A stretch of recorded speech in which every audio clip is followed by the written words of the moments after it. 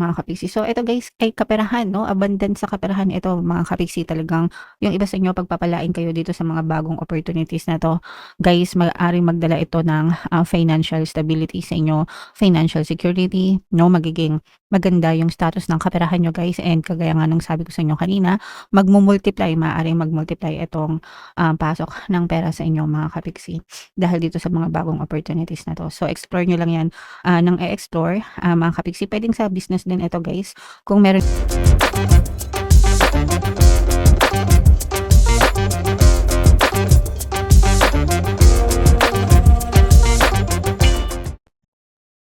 Hello guys, hello Aquarius, welcome back to Pinoy Pixie Tarot. Ang pamagat ng episode natin for tonight is first half kapalaran para ngayong August 1 to 15 para sa Aquarius, Sun, Moon, Rising sign, and Venus. Unahin natin tong deck na to guys. Ito yung mga angel messages sa inyo, mga paparating sa inyo guys, or mga pwede nyong ma-experience mga kapiksi. So this is both negative and positive guys. So for some of you, pagdating sa relationship guys, no, maganda naman yung inyong relationship ng iyong partner o specific person. Very pure, very unconditional yung pagmamahal niya sa isa't isa mga kapiksi. Harmonious relationship in short, no? Harmonious your relationship yung inyong maaring maranasan. So, although hindi naman lahat mag-resonate guys, but if this is resonating with you, comment down below. And pwede rin kayo guys makinig ng mga relationship subliminals natin dito sa ating channel guys, para mapanatili na magkaroon kayo ng magandang relationship mga kapisi. And ito naman ay um, tawag dito, reminder, no? Reminder sa inyo guys na magtanim ng mga magagandang alaala kasama ng inyong mga mahal sa buhay habang kaya nyo pa, guys, habang may panahon pa, habang may time pa kayo, mga kapiksi, kasi hindi natin masasabi kung kailan tayo magkakaroon ng separation sa mga mahal natin sa buhay, guys, okay? And eto naman, this is more on negative guys, no, kasi yung iba sa inyo maaring nakaka-experience kayo ng pambubully ng ibang tao mga kapiksi. So pwedeng sa workplace, sa eskwelahan kung kayo mga estudyante, sa trabaho, even sa community or sa mga kapitbahay nyo, minsan sa kamag-anak or sa loob mismo ng tahanan, nagkakaroon ng pambubully mga kapiksi. So mag-ingat-ingat na lang kayo, and wag niyong hayaan guys na apakapakan kayo ng ibang tao, mga kapiksi, okay? Alright. So yan yung mga messages sa inyo. Sorry, ito pala muna. Ito naman ay sa love guys, no? Tingnan naman natin yung mga emosyon na nakapaloob sa inyong relationship. Pwedeng nararamdaman mo, nararamdaman ng person mo, or parehas kayo guys. So ito'y compassionate guys, ibig sabihin nito patience, caring, sympathy, empathy, no, sa relationship. Ibig sabihin harmonious talaga. Inaalala nyo yung isa't isa. Inaalala ka niya, inaalala mo siya, inaalagaan ka niya, inaalagaan mo siya. So importante 'tong pagkakaroon ng compassion sa relationship guys, para talagang mapanatili yung pagkakaroon ng harmonious na pagsasama guys. Another feelings dito, ayan, no, feeling inspired mga kapiksi, no? So pwedeng nagiging inspiration nyo yung inyong partner o specific person sa buhay nyo guys. Parang dahil sa kanila, no? Kaya ginagawa nyo, or lalo kayo nagkakaroon ng motivation para gawin yung mga bagay na gusto nyong gawin. Hindi lang para sa inyo, kundi para na rin dun sa person nyo, and vice versa. Okay? And ito naman, this is more on sad energy. Ito yung magre-resonate dun sa mga kapiksi natin na nakakaranas ng kalungkutan sa relationship.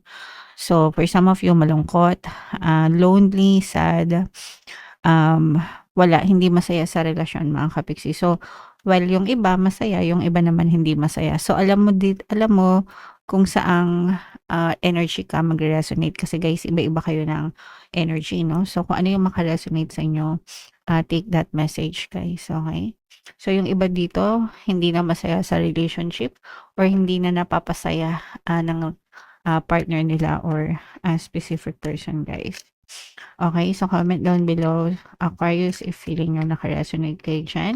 So hanapin natin yung energy ng Aquarius guys. Shuffle natin to.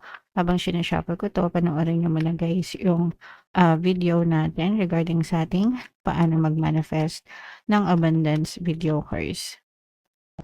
Kapiksi, sawa ka na ba sa mga struggles at hirap sa buhay mo? Masipag ka ba at masikap sa buhay ngunit hindi ka pa rin umaasenso? Ilang beses ka na bang nag-attempt magnegosyo at mag-invest pero palagi ka pa rin nalulugi? Sa pagkakataon na ito ay maaaring may subconscious beliefs ka na nagiging balakid sa iyong pag-unlad at pagyaman. Introducing, paano mag-manifest ng abundance video course. Dito ay matututunan mong ma-overcome ang mga balakid mo para tuluyan ka ng umunlad, umasenso, sumagana, maging matagumpay, successful at maswerte sa iyong kabuhayan, pera, trabaho, negosyo sa lapi at kaperahan ng bonggang-bongga. Dali, mag-send na ng email sa pinoypixie@gmail.com at simulan na ang iyong pagyaman ngayon.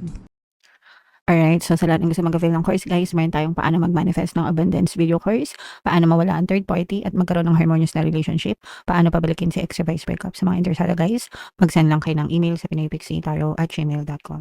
And sa mga naghahanap ng pampaswerte guys, meron tayong money shaker jars. Ito yan mga kapiksi, no? Pampaswerte ito guys. At saka itong mga bracelet. So ito yung WhatsApp number ko guys, i-chat nyo lang ako dyan. Super effective guys, wag na kayo magpahuli, dumadami na yung success stories habang pwede pa tayong mag-deliver guys, no? So, Aquarius kayo ay represent ng King of Swords sa ating spread mga kapiksi. This is a very very positive set of energies mga kapiksi. Angel number 999 guys. I-check nyo yung ibig sabihin yan. Baka may additional na mensahe. May additional na mensahe kayo sa inyong mga anghel gabay. So ito guys, for some of you guys, no, kung kayo ay nagdadanas ng stagnation or pagkakastak sa buhay mga kapiksi, may mga bagong opportunities na maaaring dumating sa inyo pagdating sa kaperahan, no? And ito yung magiging dahilan para magkaroon na kayo ng movement. Yung iba naman makakaisip or makakakita ng paraan kung paano kumita ng pera guys, no? Kung paano kumita ng pera guys, and yun yung parang magiging simula para mag-move, magkaroon ng movement sa mga plano nyo guys, sa mga journey nyo pagdating sa pangkabuhayan mga kapiksi, okay? So, minsan guys, kahit na kunwari sa SOCMED, nag-i-scroll lang kayo, minsan may mga mapapadaan na mga videos or ads na nagpapakita kung paano magkaroon ng extra income or additional source of income, no? So maaaring may mga ganung klaseng kaalaman na mapadpad sa inyo. So i-explore nyo yung mga ganung klaseng opportunities guys para makatulong na magkaroon ng movement sa kaperahan nyo guys, okay?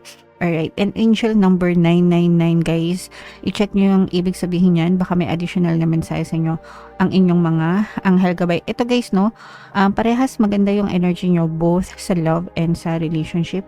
Itong nakita natin sa unahin natin sa love mga kapiksi, no, kasi for some of you talagang pinapaliguan kayo ng pag-ibig, no, ng inyong partner or specific person. Ito nga yung sinabi natin guys na unconditional.